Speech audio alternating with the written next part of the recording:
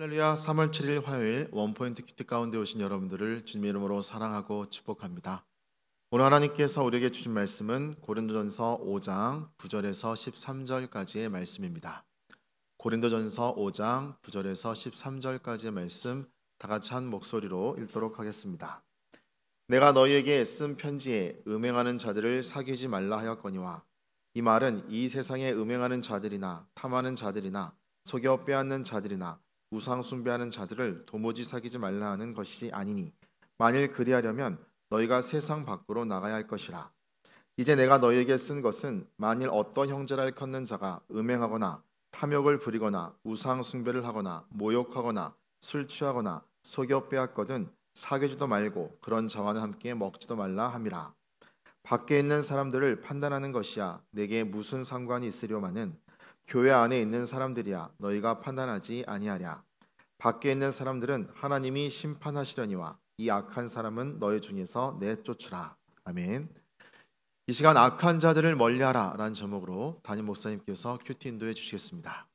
할렐루야. 자, 우리 고린도전서 오늘 말씀을 통해서 우리는 중요한 원리를 또 하나 배우게 됩니다. 고린도전서 5장 9절에서 13절 말씀을 보면 악한 자를 멀리하라.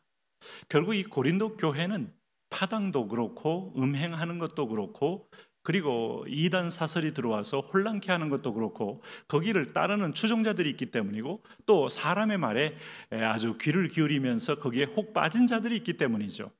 그래서 하나님의 말씀을 자꾸 이 인생의 잣대로 비유하고 우리가 또 비춰보는 것은 왜 중요한가 하면 내가 사귀는 사람이 나와 코드가 맞는다고 사귀면 안 됩니다. 이것도 이게 우리가 심각한 하나님 앞에서 우리가 한번 돌이켜볼 만한 문제예요. 대부분의 사람들은 우리가 10명이 있으면 한 3명 정도가 서로 모여서 나머지를 비난하면 하나가 될 수 있어요. 자, 그런 것은 악한 하나됨입니다.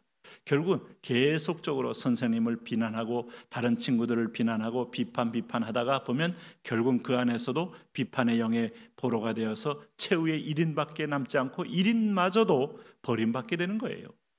그래서 그건 사랑이 아닙니다. 우정도 아니에요. 그런데 그게 우리 코드에 맞습니다. 남을 칭찬하면서 하나가 된 사람들은 거의 없습니다. 남을 판단하고 깎아내리고 약점을 지적하는 데서 서서히 한 마음을 모아가기 시작합니다. 여러분, 사탄의 가장 잘하는 특기는 남을 비난하는 게 만드는 겁니다. 그리고 남에게 분노를 일으키게 하는 겁니다. 이 사단의 코드, 하나님의 성령은 오늘 악한 자라도 불쌍히 여기게 만드는 코드예요. 오늘 남을 비난하는 자도 그 비난의 판단에서 벗어나서 거룩한 분별로 그의 실체를 보게 하는 거예요. 자, 이렇게 영적으로 하나 된 사람들 쉽지 않아요. 왜? 영적으로 하나 되기 위해서는 날마다 같은 성령의 수준으로 내가 나를 지배를 받아야 하기 때문에 날마다 영적으로 깨어있는 사람들만이 가능한 겁니다. 그러니까 오늘 교회의 성도들의 삶은 일반적인 사람들의 삶과 애초부터 다릅니다. 우리는 날마다 깨어있다는 것은 24시간 오늘 예수님이 베드로에게 권면한 것처럼 시험에 들지 않게 깨어있어 기도함으로 기도로 하루를 승리해야, 이걸 다른 말로 하면 성령의 충만함입니다. 여러분, 성령의 충만은 감정도 아니고 성령의 충만은 엑스타시를 말하는 게 아니에요. 영적으로 말씀이 나를 지배하게 만드는 거예요. 그런 사람들은 말씀의 코드가 있기 때문에 이것이 그들에게는 친구가 되고 의정이 되고 그 다음에 이거 친밀함의 통로가 된다면 그리스도 안의 아름다운 교제이죠. 그렇기 때문에 여기 11절 말씀에 뭐라고 말했습니까? 이제 내가 너희에게 쓴 것은 만일 어떤 형제라 일컫는 자가 음행하는 자나 하거나 탐욕을 부리거나 우상 숭배를 하거나 모욕하거나 술 취하거나 속여 빼앗거든 사귀지도 말고 그런 자와는 함께 먹지도 말라 함이라. 여러분, 어떤 친구를 사귀고 있습니까? 어떤 사람과 마음을 열고 그분과 통화하고 있습니까? 동기감흥이라는 것이 있어요. 우리는 여러분 그와 함께 하나가 되기 위해서는 그의 생각과 사상과 심지어 영도 연합해야 하나가 될 수 있어요. 그런데 이렇게 말하는 자와 믿는 자라는 사람들이 같이 손뼉을 쳐주고 같이 기뻐해주고 같이 좋아해주고, 여러분 그건 어둠의 영과 하나 된 겁니다. 오늘 여기 보십시오. 음행하는 일에 야 한번 놀아보자. 자, 그럽니다. 탐욕을 부리거나 우상 숭배를 하거나 모욕하거나 인종편견 어렵지 않아요? 사람에 대한 멸시 결코 어려운 일이 아닙니다. 남보다 우월의식을 갖는 거, 그렇게 힘든 일이 아닙니다. 그런 일에 누가 자극을 하면 거기에 함께 손뼉을 치며 공감을 해주고 그렇다고 말하면서 그런 세계관을 안경을 쓰는 순간에 당신의 그 안경은 야누스적인 안경이 될 것이고 당신을 삼킬 거예요.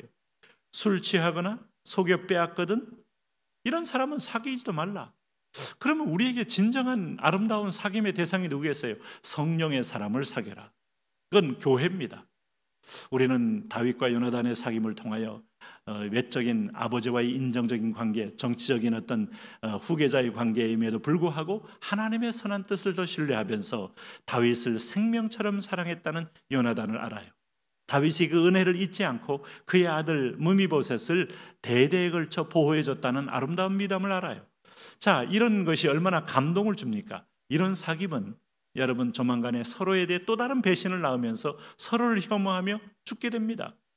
그래서 성경은 우리에게 있어서 무엇과 사귀고 누구와 사귀할 자를 분명히 말해줍니다. 그리스도와 벨레알이 함께할 수 없고 빛과 어둠이 함께할 수 없다라고 말했어요. 예수님이 이 땅에 오시면서 가족관계라는 혈연 중심의 관계도 영적 관계가 더 우선적임을 선포하고 있어요.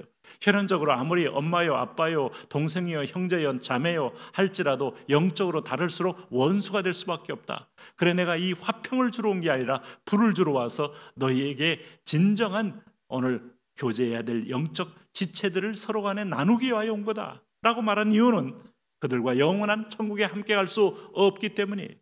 그러므로 우리가 이런 부분에서 그러면 오늘 예수 믿는 사람이 아니면 절대로 말도 하지 말고 거래도 하지 말고 즉 밖에 나가서 인사도 하지 말라는 뜻입니까? 그런 얘기 아닙니다.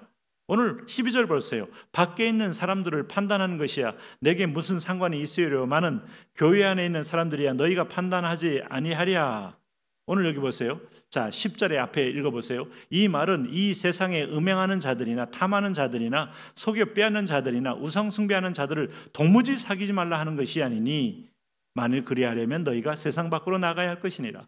그들과 우리는 거래도 합니다. 그들과 함께 우리는 직간접적으로 만나기도 합니다. 아니면 학교 캠퍼스에서 한반이면 그들과 함께 한 학년 급으로서 동창 사진도 찍고 친구로서의 관계를 맺을 수 있습니다. 그러나 소울메이트가 될 수 없어요. 영향을 끼치는 자가 되기 위해서는 내가 얼마나 각성을 해야 하는지를 알 수 있어요. 그래서 사귄다는 말은 서로 간에 공유하고 공감하는 걸 말해요. 그런 자는 오늘 우리가 그래서 믿는 사람은 온유하지만 외유 내강입니다. 내적으로는 아주 영적으로 거룩한 칼을 갈아야 돼요. 저를 변화시키리라. 저의 영향을 끊고 하나님의 말씀의 눈으로 보게 만들리라. 이런 거룩한 세계관 운동을 일으켜야 됩니다. 우리가 믿는 자는 그래서 세상에서 가만히 있으면 져요. 일을 일으키셔야 돼요. 하나님 말씀으로 돌아오도록 일을 일으키고 말씀으로 교육과정이 편성되도록 가르치고 세상에서 이 인본주의 바람으로 하나님 말씀을 흔들려는 세력 앞에 진리로 다시 대답해 줄 줄 아는 사람들이 되어야 합니다. 그러므로 오늘 하나님께서는 다 보고 계시다 그랬어요. 13절 말씀에 밖에 있는 사람들은 하나님이 심판하시려니와 이 악한 사람은 너희 중에서 내쫓으리라. 하나님께서 교회 안에서는 교회는 거룩한 곳입니다. 교회는 성도들의 만남입니다. 자, 세상의 세계관으로 교회를 흔들려는 자들을 가만히 불러 그를 권면하고 그래도 듣지 않으면 그에게 있어서 그의 입을 봉하게 해야 합니다. 그리고 변화를 기도해야 됩니다. 그러나 애초부터 믿지 않고 교회를 흔들리는 하는 자는 분별하여 내어 쫓아내야 합니다. 그래서 공동체 안에서는 그리스도가 중심되는 모습으로 점점 성화되는 과정으로 이어져 가야 하는 겁니다. 그렇지 않고 그냥 놔두면 누룩이 온 땅을 다 곰팡이 슬게 한다는 거예요. 그리고 밖에 있는 자들은 내가 알아서 심판한다 그랬습니다. 교회 중심, 교회가 세상을 변화시키는 소금입니다. 빛입니다. 이 사명 감당 잘 하시면 하늘의 상급이 더 큽니다.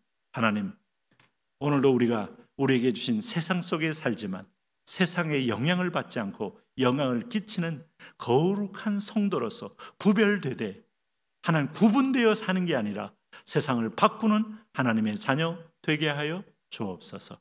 예수님 이름으로 기도합니다.